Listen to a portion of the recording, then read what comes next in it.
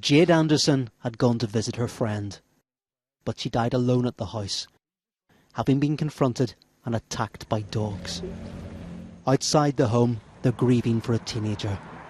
All day they've been leaving personal messages at the gates, and no one wants to think about what happened behind them.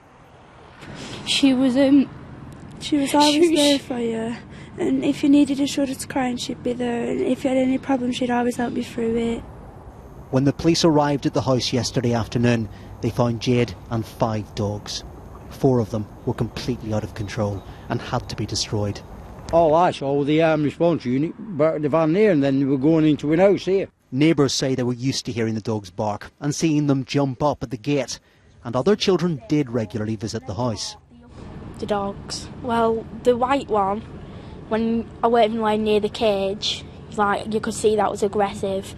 There was the big brown one, I can't remember if that called Neo. When it used to come near me, I was scared because they're both big. Although the police tape says this is a crime scene, it's not clear if any offence has been committed. None of the dogs was thought to have been of a breed banned under the dangerous dogs laws. There is legislation which we'll look at. If there are laws that are broken, we'll establish that. But first of all, at the forefront of our minds, this is a tragedy and we need to establish what's happened. Throughout the UK, an owner can be prosecuted if their dog attacks someone on public property, and that applies to any breed.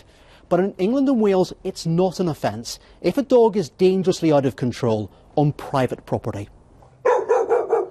Prosecutions can be brought under those circumstances in Scotland and Northern Ireland, and there are plans to change the law in England and Wales. Where an attack takes place in a home, the full force of the law should have equivalence as currently in a public place. And there are dog owners who agree. Our dog's a cross Rottweiler Japanese Akita and she's quite vicious. We just don't let our dog near any kids. We always make sure she's locked up outside. The only time she comes in is when I'm there.